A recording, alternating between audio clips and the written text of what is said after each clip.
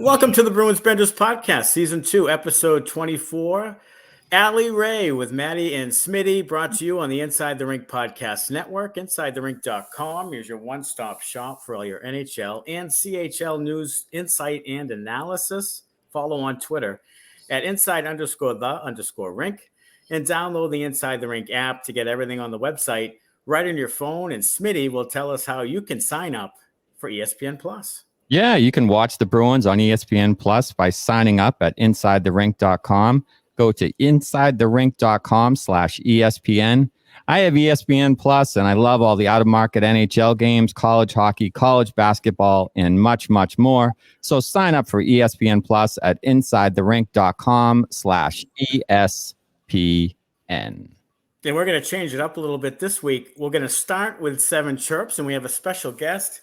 And Allie Rae joins us, big Bruins fan. Allie Rae, how are you? I'm great. Thank you so much for having me. I appreciate it. Oh, it's great to have you. And what we do in this segment is called 7 Chirps, and it's sponsored by Lops Brewing. Lops is a brewery and tasting room in downtown Woonsocket, Rhode Island, specializing in small batch ales and lagers. It's open 7 days a week. You can use the coupon code SPORTS to get 10% off your online order. Go to lopsbrewing.com. and follow them at Lops Brewing for new beers and events. And chirp number 1, for those who haven't heard the story, how did your new career come about? Yeah, it's kind of wild. I actually was just a hockey mom living in Plymouth and, just doing the regular suburban life. I was actually an ICU nurse in Boston, and I think, just the pandemic hit, things just really changed. I think, you had to find other ways to entertain yourself. Everything was closed down. And so I think that's kind of how I warped into this adult entertainment, which is so wild to even still say out loud sometimes, because it's such a disconnect from where I used to be. But I started doing OnlyFans with my husband. And, at first it was like, let's make some extra money.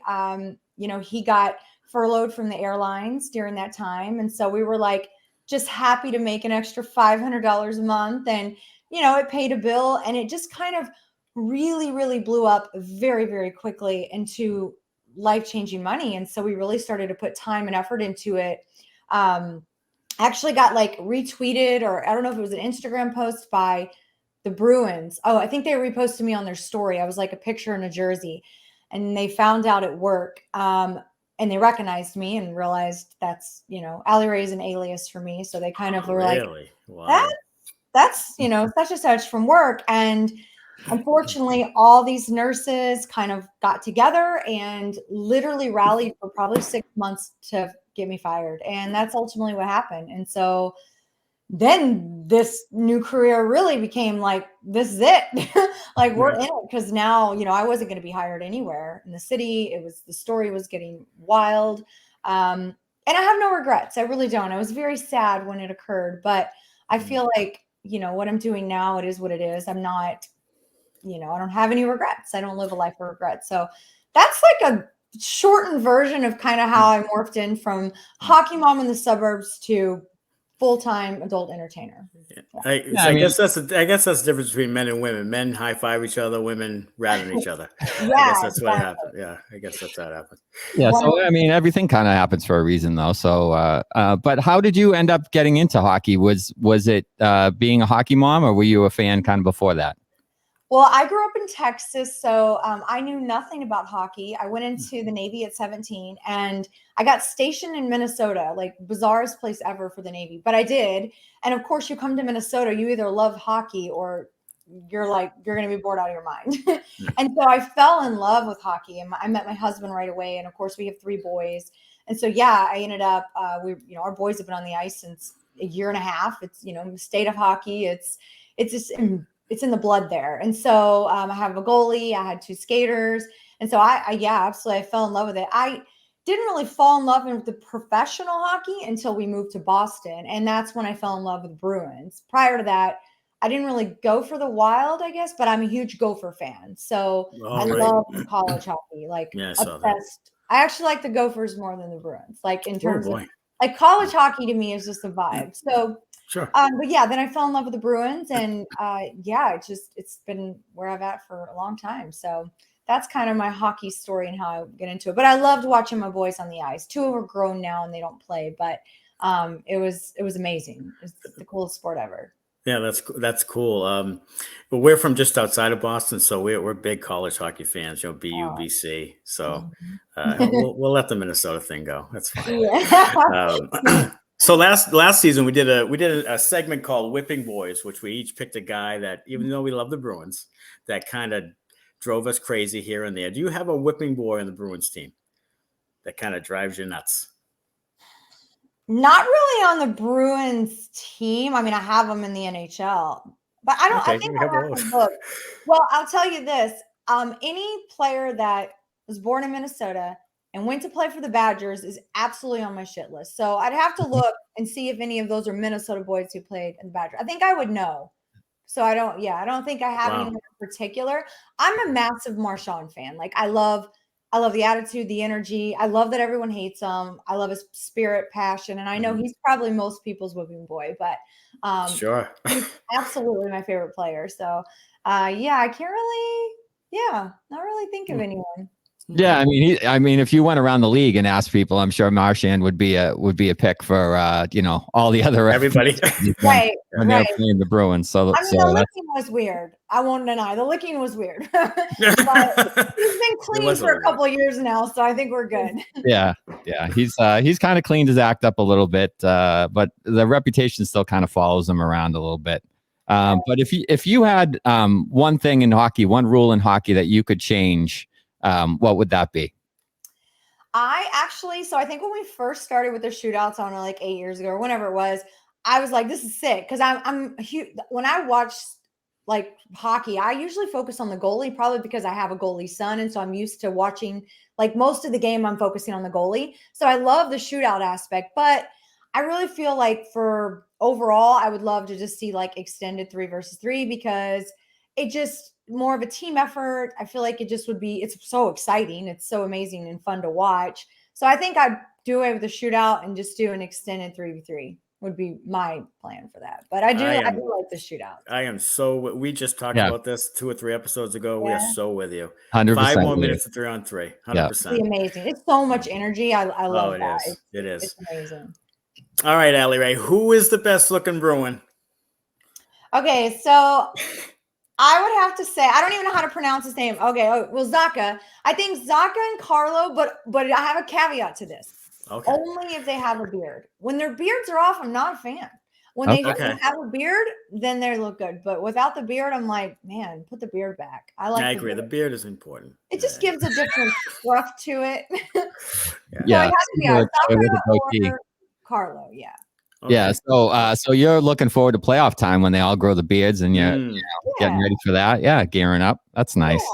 Carlo does have kind of a baby face when he has no facial hair. So and Zacha looks different too without some. He does. Yeah, he does. I thought a lot of people said Craig Smith was the best looking Bruin, and then they traded him. So I was just wondering what the vibe was. Not that. I think a lot of people like Bergeron as well, but I just doesn't do it for me. So okay, all right. Yeah. So, what is one concern that you do have about the Bruins heading into the postseason? Is there something you're worried about, or are they playing too well at this point in time? I mean, I just hope we can keep our momentum. I mean, we've had a rough last 3 or 4 games. It is, what it is. We've also had, I'm so glad Marchand isn't like severely injured. That would have been horrible. But I mean, I think I worry about the President's Trophy, the curse. Obviously, I hope that doesn't play into it. I think obviously the way our season speaks for itself, we could win it. We could do it. It's just a matter of just such a different ballgame when you get to the playoffs. Like you just don't know, and you don't know what teams that you didn't see all season that show up and you're like, what the fuck is this? Yeah. It's just like a whole nother level. So I mean, I think there's not a lot to critique with this. It's just a matter of maintaining that momentum and just doing what we do best. I think Olmark is just like, wow. He's amazing. And I think he's great. And so hopefully we can just carry that through. Yeah, hopefully they haven't been too reliant on Olmark and being so spectacular. All right, so Allie Rae, what's the prediction for you for this season for the Bruins? What do you think is going to happen? Well, I'm gonna say we're gonna win the cup. I feel like Okay. if there's ever a year, we've had a lot of great years, obviously, but Mhm. this year, like something magical is happening. I don't know if it's the change in coaching, if it's the, Omar's coming out, he's doing amazing. It's just so much is like there's the energy is very good. And I just feel like this better be it. This really better be it. I would be so devastated if it's not. So I feel like we're gonna win the cup. I do. Love it. Yeah. I'm with you on that. Yeah, I do too. I mean, I would be devastated as Yeah. well. I think, and a Yeah. lot of people would be if they don't win. So Yeah. I think Right. they will. All right, a couple of things I wanted to get to you with is one is the tap that I've been watching some of these beer reviews. Really cool, and of course, one of our sponsors is Lops Brewing in Woonsocket, Rhode Island, and we're big beer guys. Yeah. So I wanted to know, first of all, how you came up with the idea, and then give me a couple, three of your top beers. Yeah. So actually, oddly enough, during the pandemic, since you're home and you really can't go anywhere, I was drinking more and more craft beer, and I was doing like little mini just reviews with my, camera phone on Instagram. And I had like maybe 1,800 followers. I don't know, not a lot. They were the ones actually recommending to me, you guys should start an OnlyFans. So it's kind of full circle, this Tap That. So it wasn't Tap That. It wasn't even established then. It was just a chick online review, talking about her beers, not even officially reviewing. But I've always loved craft beer. And so, once things kind of settled with all the, big press and everything with OnlyFans, I really wanted to go back to kind of where it all started and where my passion was. And so that's when we created Tap That.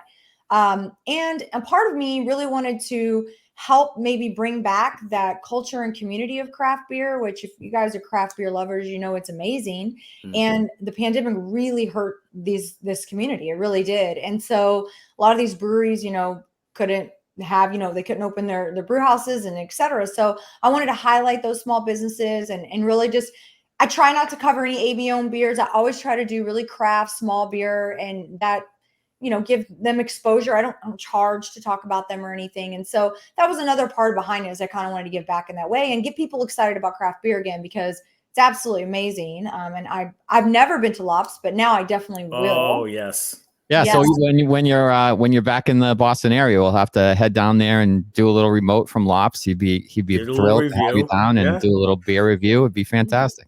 Oh, I love it. Yeah, That'd be I love awesome. reviewing beers, and it's not to like I rate them all fairly. I don't, I give my best review, even if sometimes they're not as great. But everybody has their own taste, so I try Yeah. not to like completely bash breweries at all. It's just some Right. things are not your style, So. Yeah. So I saw today that you were doing I think it was a strawberry something. Cool. Yeah. Yeah. And how do you feel about sours? I'm not a sour guy. So I was not a sour. I'm like an IPA. I'm a New England IPA gal. And Okay. for the channel, I wanted to make sure I always was reviewing things that were out of my comfort zone to give variety. And so, but lately I have come across some sours where I'm like, okay, I could do this. Okay. I could have this, on a summer day over some ice even. I mean, some of them, if you just kind of tone them down, can be good. Sure. But I will say there's not many that have wowed me, but I have at least a couple that I know I've came across. I can't think of off the top of my head, but I'm like, okay, like that's actually not bad. But yeah, you're going to love them or hate them. And I think that's just a taste acquired thing. Yeah. I live near Portland, Maine, which is like the brewery capital of the country. Yeah. And Allagash is I'm a Belgian white guy.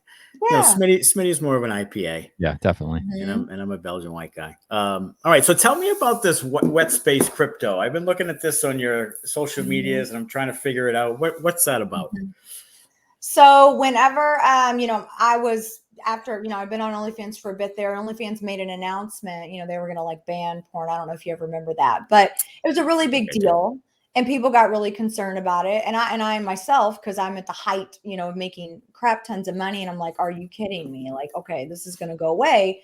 And I started to look into crypto because I realized the issue was banking regulations. And I thought, well, we got crypto, we're good.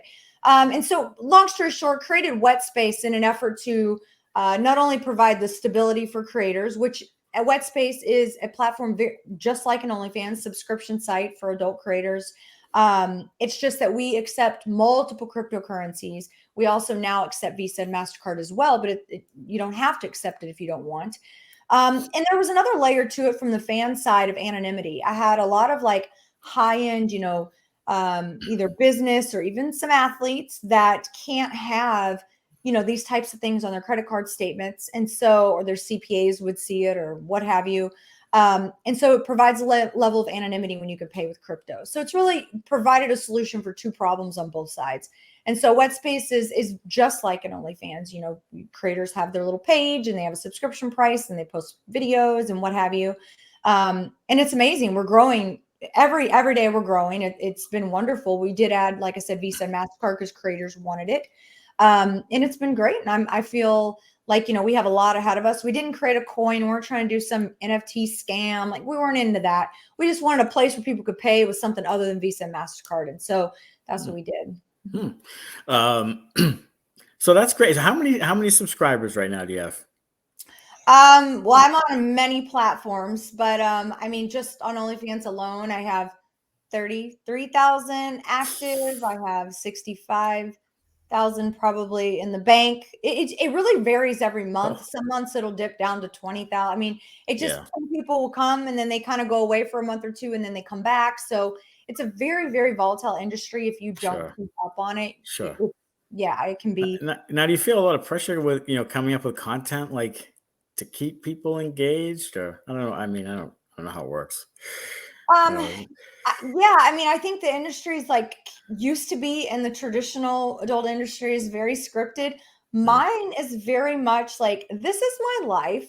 There's the camera you can watch. Like it's very unscripted. Okay. We try not to be. I've had a few things I've scripted, like my Veggie Tales or something. That was a series I did, but it's very much just a peek into my life. So we try to really keep it very natural. And so I don't really run out of ideas because sometimes I'm like, this is the same thing. Are they even going to want to watch or see this? But it's just like really more of a behind the scenes of my life, my sexual side of my life. And so we keep it pretty interesting. We're very interesting people, obviously. I don't live a very normal life. No, it doesn't seem as such. Smitty's been looking into some, doing an OnlyFans, but he's trying to find his niche. He's trying to find his niche audience. There's something for everyone. Yeah, there is. Well, Allie Rae, it's been great to have you on, and we're pleased that you're such a big Bruins fan that you came on and talked with us, and hopefully we can do some beer reviewing with you someday. That'd be fun. That would be so fun. Yeah, definitely. If I'm in the area, I'll hit up Lops Brewing and go do some reviews there, get a flight. I love that. I love doing reviews right in the breweries themselves. Yeah, there's a nice little outdoor patio if it's summertime. It's a cool little spot. It is. It really is. Well, Allie Rae, we appreciate it. We wish you the best of luck, and go Bruins. Yeah, I know. Fingers crossed, guys. We got this. This is going to be fingers crossed. I'm with you. I love your positivity. Yes, we'll love the show, guys, and thank you so much for having me on. Appreciate it. I really appreciate it, Allie Rae. Take care. All right. Bye. Bye. So Allie Rae joins us. You can find her at theallierae.com for all her links, and at the Allie Rae on social media. She also has the Tap That Beer Review on YouTube. All right, weekend review time. And on March the 31st versus the Detroit Rock City Red Wings, a 3-2 win on ABC. Started out slow, kind of a snoozy little matinee. I was downstairs at Salty Dog and Faneuil Hall swearing at the television, and then moved to a different bar. And lo and behold, they come back and win, find a way to win 3-2 in this one. But it was, again, another instance where the Bruins just aren't playing up to their capability. No, started slow, played bad, and found a way to win. That's basically the game in a nutshell. They've had turnover and puck management problems for a while now, and it can't keep happening and having it not catch up with you. And as we'll document in the next few games here, it's catching up with them. So they really need to get back to Bruins hockey and the way that they'd been playing for the majority of the season.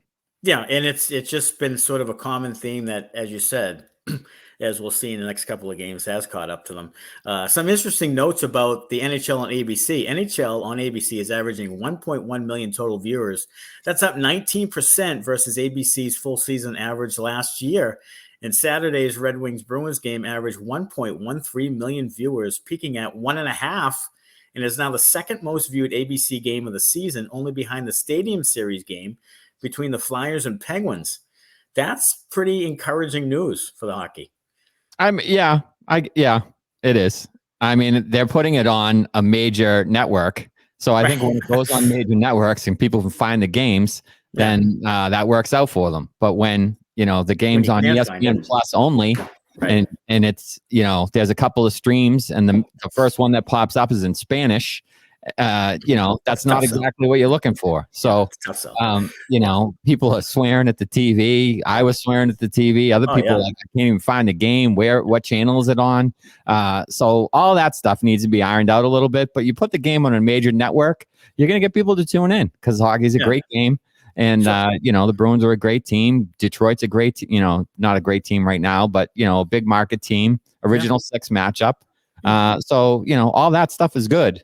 But they really need to do a better job, I think, of marketing the players, marketing the stars, getting some personality back into it, and kind of figuring that end out. And then they'll kind of maybe reap the rewards from that. Yeah, that's always been the case with their superstars, just not marketing them very well. And like you said, having it on ABC is a big plus for them. But being up, 19% is real data. So, hopefully that's a good trend for them. But I'm with you on trying to find it streaming, and it ends up being in Spanish. Like you even tweeted out, can someone give it to me in non-Spanish? Someone tell me what to hit. Like, I don't know. It's just, sometimes it's just too hard. You stop it. Just stop. I get why they do it, but because they think that's the trend and that's where everybody's going to end up going. But man, is it frustrating sometimes to try to find the game. All right. So then March the 12th, the next game, back to back. Now they're in Detroit, and it's a 5-3 loss. Started slow again, just played bad and almost found a way to win it. They cut it to 4-3. And it was a game where I kind of thought they'd make a run and try and get there. And they did. But an empty net goal seals it for Detroit. And this is where it's really caught up to the Bruins, where they couldn't dig themselves out of the hole. Yeah, they just they're making bad decisions with the puck, and they're constantly playing from behind right now. Like they're just starting so slowly. They're digging themselves a hole early in the game, and then they'll turn it on at some point during the game and kind of get themselves back into it. Which is nice and shows some resiliency. But you just can't keep letting the same things happen over and over again. You can't keep having bad starts every game. You can't keep turning the puck over every game. You can't keep having bad power plays every game. You can't give up shorthanded goals in back-to-back games. You can't keep doing these things and expect to win hockey games. The NHL, I mean, even though the Bruins have kind of dominated the league up until this point, you can't just show up and win in this league. You still have to work hard. You still have to put the puck in the right spots. You still have to back check. You still have to put in effort. You can't hang your goalie out to dry, like all these things. You still need to do things the right way in order to win in this league. And the reason the Bruins were winning so much is they were doing things right, 90% of the time, which is why they had 50 wins faster than anybody. But now they're in a spot where they're doing most things wrong instead of right, and digging themselves a hole. And then, they try to claw their way back in, but they just run out of time because they've dug themselves so big of a hole. How much of it do you think is just teams watching video and preparing and finding some things that might work against the Bruins? And how much do you think that plays into it? I think that's a factor because I think they do a lot of similar things. They'll if they don't have a play off the rush, they come in and instead of getting it deep, they'll curl up just inside the blue line. They've done it numerous times, and then they'll make either a blind pass or they'll get stripped of the puck or they'll lose a puck battle at the blue line. Then the other team comes the other way in an odd man rush, or, they just seem to be making careless decisions with the puck that they don't need to make. And I think some of that is scouting. Some of the teams know now, hey, they're going to curl at the blue line. So they close the time and space quicker, and then they don't have an option to do something with the puck, and it gets turned over.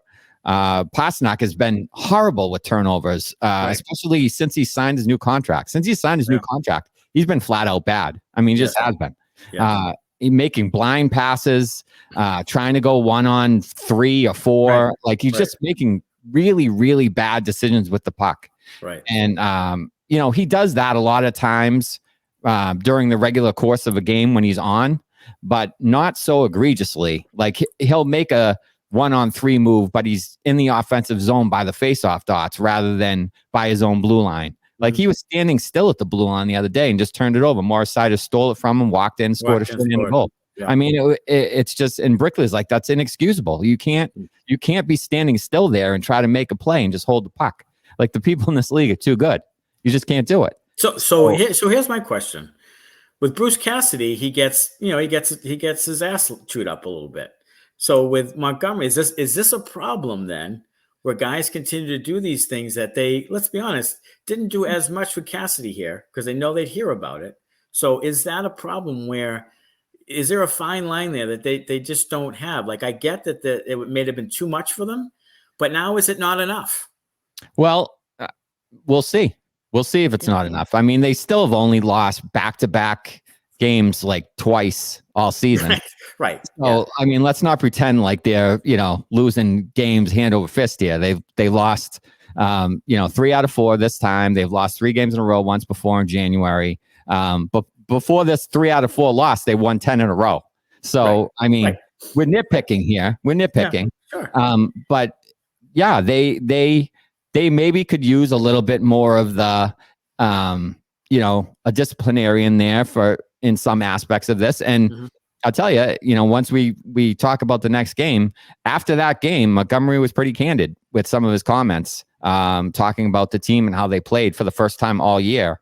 He said that they didn't play together as a team, right. and kind of called them out. So we'll see how they respond after that. But I think he's trying to kind of like, all right, guys, I gave you some rope and now you're hanging yourselves with it. So I'm going to kind of reel you back in here a little bit and give you a little bit of a stern talking to here.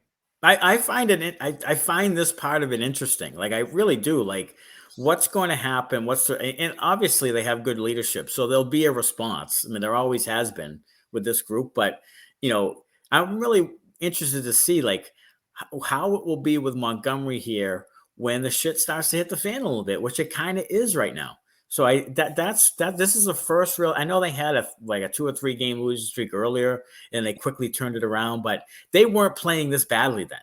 No, they weren't. And it was against better teams. This is against really poor teams and just putting poor efforts out.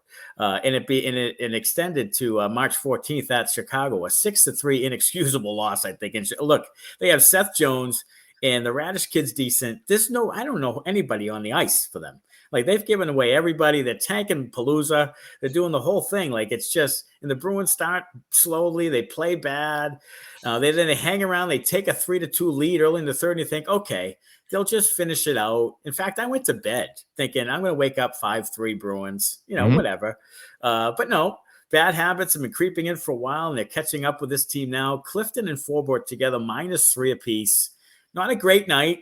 And Montgomery, like you said he was frustrated with Jack and Brick after the game, team not playing together. Pasternak loses the puck on a penalty shot. Like, just seems like, are we really focused? And that's really the issue with me. Again, it seems ridiculous because they're 50-11-5 or whatever. Mm-hmm. So yeah, that's the first thing everybody says. Well, wait a minute, just because they lost a few. Yeah, but it's how they're playing now. And I want to see if they can, if Montgomery can lead the charge to turn it around. Yeah, I'm with you on that. I mean, people are like, oh, everybody's saying the sky is falling now. And it's like, no, the sky's not falling. No, of course not. But when they're playing bad, you can say they're playing bad. It's okay to say they're playing bad when they're playing bad. And right now, folks, they're playing bad. Fucking terribly. Yes. As a matter of fact, I mean, it was really, really frustrating to watch that Chicago game because they finally get a lead and then they just come right down and score. And on that particular goal, Connor Clifton just gives up. Like, the guy comes into the high slot and he just kind of coasts after him and just, and he gave up on the first goal too. He was moving his feet. He took a bad angle. The guy is going by him on the outside, and he just stopped skating. He's gliding after the guy. And then, he's probably like, oh, Allmark will save it. and it just sneaks in short side. It was a bad goal. Allmark should have had it, but Clifton stopped playing on 2 goals. Effort. And when you have 7D and all of a sudden you're not giving effort, like, I don't know, buddy. There's a chance you might be sitting come playoff time. I know everybody's saying, "Oh, it's going to be Grizzlick," but like if you stop playing, you're not going to get in the lineup. I mean, there's too many guys that are good, and when it comes down to it, they're going to go with the guys who are playing better.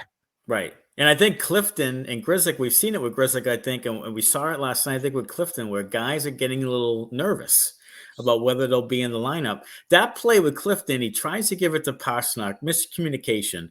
Puck goes the other way. And I know that he was at the end of his shift or whatever, but he was looking back. Did you notice that he's looking back, like toward Pastrnak, like the whole time? And then the guy just scores a goal. Like, it wasn't like he was really, trying to really dig deep to catch the guy. He kept he looked back like twice toward Pastrnak or wherever, and then just let the guy walk. Of course, Allmark doesn't hold the post. It's just a shit show of a goal. And then later, the 6-3, what was it, the empty netter or one of them, the one late, where he just was in front of the net, maybe made it 5-3. In front of the net, like with no effort. Like just the guy. Yeah. I don't know what the hell was going on. It was a loose puck in the middle. No Bruin had even attempted to get it. Clifton standing there. The guy's next to the post. They hit the guy in the post. He bangs it in. Like, what are you doing? Like, and I don't know what happened there. Like walked on the outside by the guy on the eventual game winner, the 4-3 goal. Like he just comes right down, gives him a little shoulder fake to the inside, forward bites, and he just walks around on the outside and scores. Like that's terrible defense. Right. And maybe it is the rotation. Maybe it's taking those guys out of their rhythm or something a little bit. Maybe they are worried. Maybe they're nervous. They're playing. Certainly seems like they're playing nervous, but it might just be, this whole the funk that the team's in is just kind of permeating everybody. There really hasn't been anybody, except for a stray guy here or there that's played really particularly well. I thought McAvoy in one of the games was dominant and everybody else was like skating in mud. Like he was everywhere and then no one else was anywhere. But guys can't do it by themselves. Like you can't leave it to Allmark and Swayman and then one or two guys. Like it's not that kind of a team. You don't have Connor McDavid. You can't leave it to the goalie and Connor McDavid. You don't have Connor McDavid. You have to play as a team. You have to play together. You have to put the pucks in the right areas, like the coach said, and do things the right way. And if you do that, the skill and creativity will come out. Mm-hmm. If you get the puck down low, Marchand can make guys miss down low. Pastrnak can make guys miss down low, and then their creativity will shine. They have guys who can slip checks and get to open areas. Mm-hmm. Do things the right way, and you'll succeed. Yeah, and I think with Steve Conroy of the Boston Herald who tweeted out, have they been too reliant on the really spectacular goaltending? And that's another thing. Like they've been dug out of other games this year, even when they were playing well, where he saved them early so they could win it late. And if they don't get that kind of goaltending, they're not 50-11-5. No. So that's the other thing. And if the goaltending comes back to earth in any type of way, then what happens then? So there are some questions here. And like you said, it's okay to question it. Like it's okay because of the opponent and the way they're playing is the problem. This isn't like Toronto and Dallas and Colorado and they lost 3. This isn't that. This is like losing to the dog shit teams in the league and just playing terrible hockey. Well, that's where it comes down to more for me is they're just playing badly. Like if you like, fine, I mean, they had games earlier in the season where they dominated a team and they just ran into a hot goalie. Like shit like that happens. Yeah. I get it. You throw 50 something shots on a guy and he stands on his head and beats you. Like tip your cap, he beat you. Right. But you were still playing well. Now you're just not playing well. No. So that's really the part that bothers me more than anything is they need to start playing well. Like now you're starting to try to gear up for the playoffs here. You got like 15-ish games left. You really should be kind of like getting yourself into form now, figuring things out. We gotta ramp things up come playoff time. Rest some guys if you need to.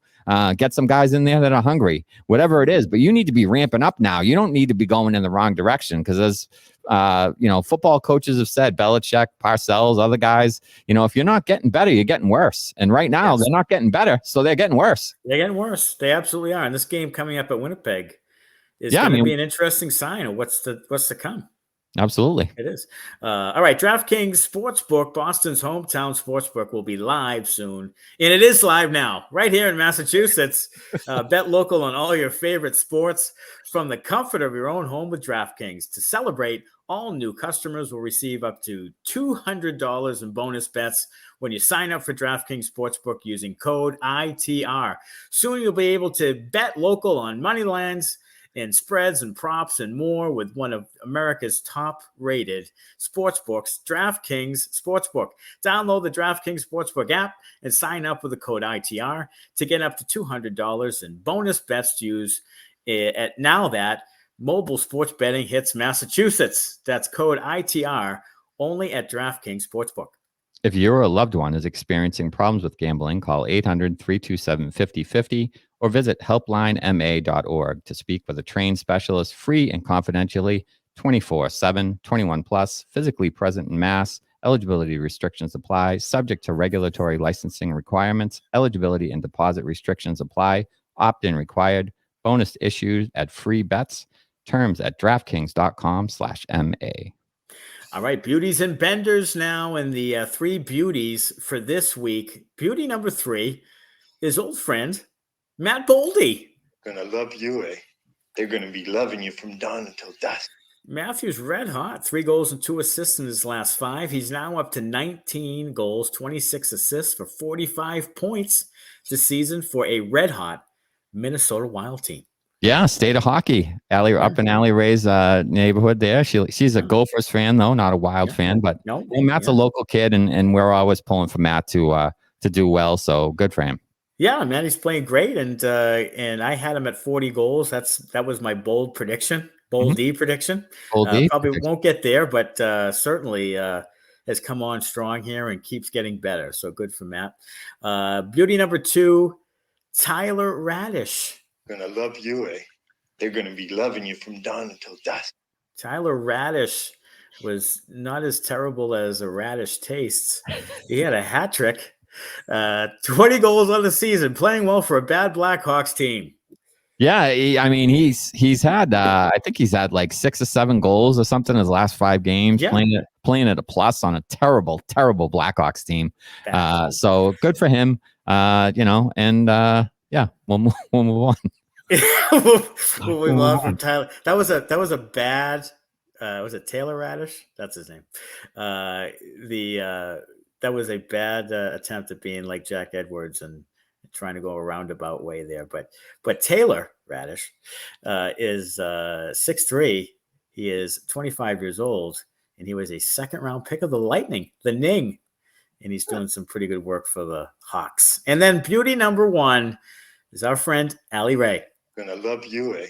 They're gonna be loving you from dawn until dusk. And she is a beauty, and you can see all of her beauty on all sorts of different links at the AllieRae.com website. And you can get all her links there. And she's a big Bruins fan, a fan of the show, a fan of the program. Fan of the program, yeah. And she's Mrs. Allie Rae on Twitter, so you can follow her over there. Throw her a follow. She's following this fine program, and we're big fans of hers, and real happy that she could come on with us. Yeah, absolutely. That was really cool to be able to talk with her and hear her story.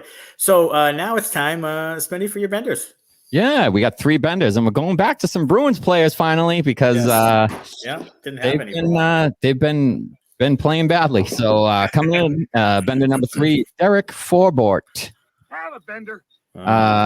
We'll combine 3 and 2 here into one little bit. Bender number 2, Connor Clifton. Bender.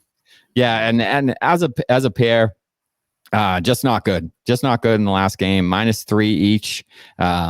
We talked a little bit about the goals that were scored against them. Not a lot of effort from Clifton on a couple of those plays. I know he may have been tired, but in the past he's selling out maybe to dive and try to knock that puck away on the first play, and a little bit of effort and hitting. Maybe he's feeling some things. Maybe he's got some bumps and bruises, but he had just come back from getting rested a game, so you would have expected a little more from him. And same with Forward. You've recently rested and just didn't look real comfortable out there.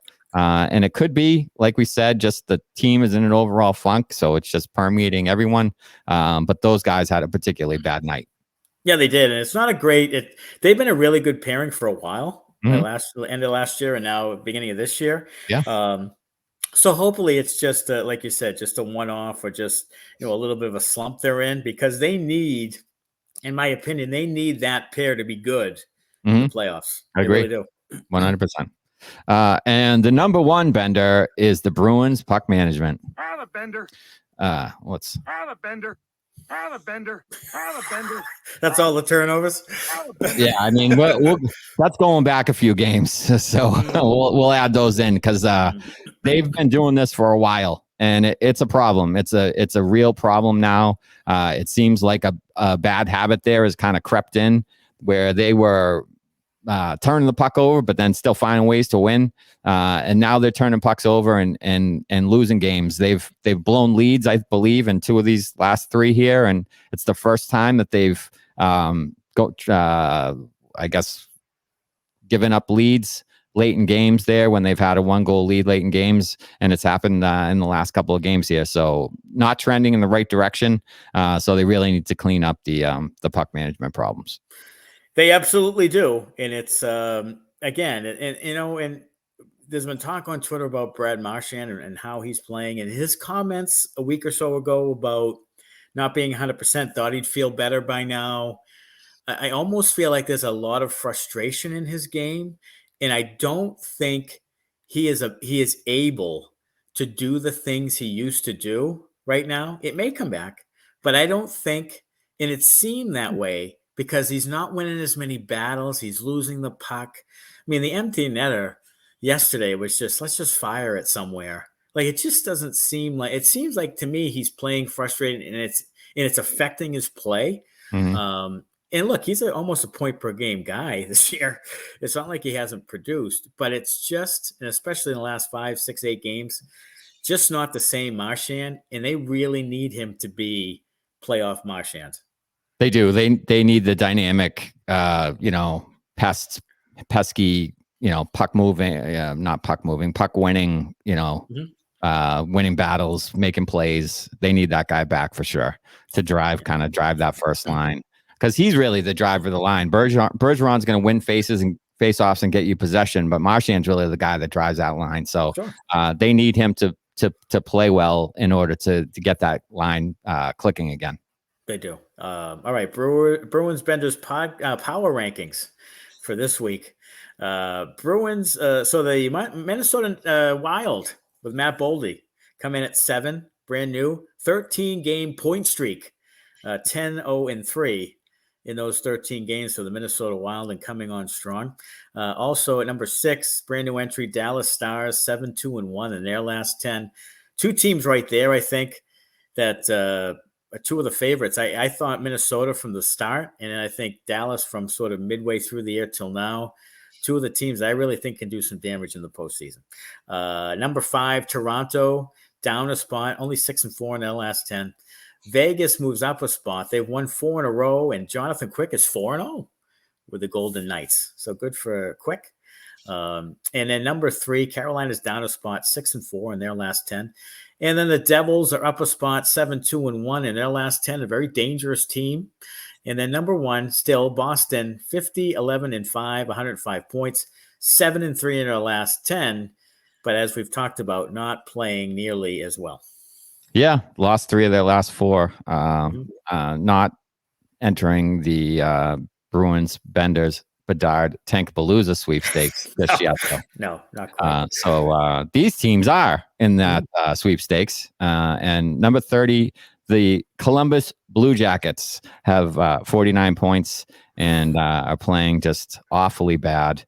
They had a game against Anaheim last night that was competition for being down there in the bottom of the barrel, and it was a 6-5 game in overtime. Neither team seemed like they particularly wanted to win. No, that's like the old Jets Patriots 6-3.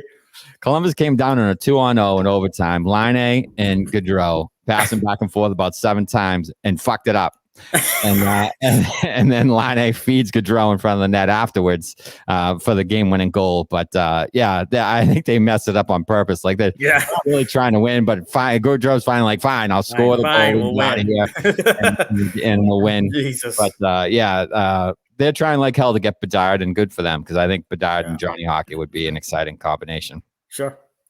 Coming in at number 31, San Jose. They are the first team eliminated from playoff contention. Wow. Good for the Sharks. Wow. Trying like hell to get into that Bedard thing, and I think that would be a decent team for Bedard as well out there on the West Coast. Sure, yeah. I mean, you could put him with Hurdle and sure, yeah, just Hurdle. Couture. Yeah, I don't know if anybody else is left there. I don't know. Yeah, Eric Carlson for now, but for now, right. probably not after the summertime. No. And then coming in at number 32, your Montreal Canadiens, 2-6-2 in their last 10, Wow. 11 points out of last place. And, they're trying to sneak in there, I guess. But, then they'll run 3-4 wins in a row and people will question what the hell they're doing again. But, they're, trying to get in on this Bedard sweepstakes. Yeah, they just lost another guy to a season-ending injury, so they're dying on the vine as well. They're 11 points out of last, so they got to get hopping. They got to cash in their chips. They got to lose the rest, I think, to get in better position. But they haven't been very good. Certainly have not. All right, prospect spotlight time, and college free agents now being swept up around the league. Toronto picked up college free agents, so did Montreal, and a guy I've been looking at the last couple of days. Providence College, a teammate of Riley Duran, Parker Ford, and he's a guy that is a senior. He's had 12 goals and 13 goals in the last 2 seasons. He seems to be one of the hotter college free agents out there, and maybe someone on the Bruins list of college free agents, which they've had good success. Merkulov, McLaughlin, of course, previously Krug years ago. And this seems to be what is more in Don Sweeney's wheelhouse, like a proven 21, 22-year-old guy, you know what he can do at the college level with men, and say a safer kind of bet, I think. Yeah, and with all the draft picks the Bruins have given up in the coming years, they're going to have to go this route if they want to add some talent to their minor league system. So it would be good if they were in on Parker Ford, among others. Merkulov just scored his 20th, I believe, for Providence either yesterday or earlier this evening. So really having a great season, and I feel like there's a chance that you'll see Merkulov up with the Bruins in 23-24 season at some point. And another guy was it Reese Gaber, who was with them in development camp, right? And he would be out of the University of North Dakota, and actually showed well in camp, and is a guy that's also on some teams' radar, and someone that maybe potentially could go to Boston. All right, week ahead, March 16th at Winnipeg, March 18th at the Red Hot Minnesota Wild, and then March 19th back to back, this time at Buffalo.